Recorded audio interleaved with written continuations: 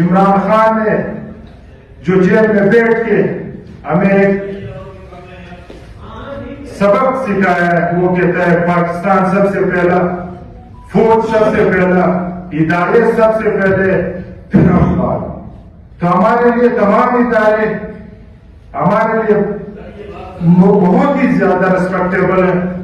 ہم یہ سمجھتے ہیں کہ جس طرح موجودہ ٹائم یہ ایکسٹینشنز دیے جا رہے ہیں، یہ آپ فوج کے ایک ادارے کے ٹوٹل خط و خواہ کو آپ نے چینج کر دیا کچھ شخصیات کے لیے۔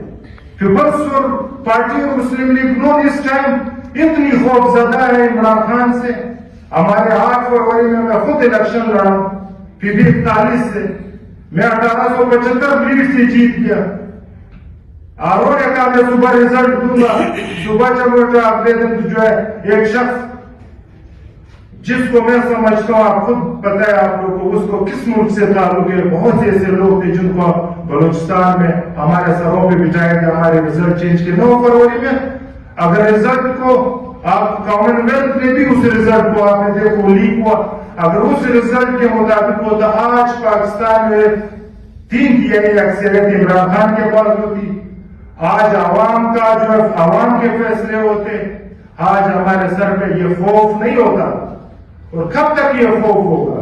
انسان ایک دن جانا ہے، he has to be answerable۔ یہاں بھی اس نے جواب دینا اور اگلی دنیا میں بھی جواب دینا ہے۔ آپ کب تک یہ عیش و عشرت کرو گے اور آپ جو ہے اس قانون سے کوئی بھی مبرر نہیں ہے۔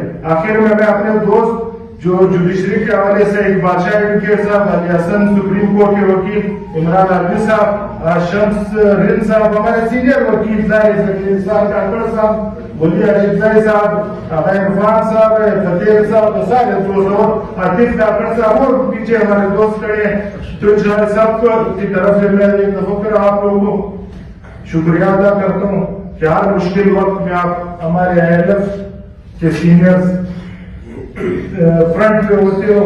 اور آخر میں ایک بادشاہ صاحب جو جوڈیشل کمیٹی اس کے حوالے سے، اپنا کورٹ کے حوالے سے وہ اپنی بات کریں گے۔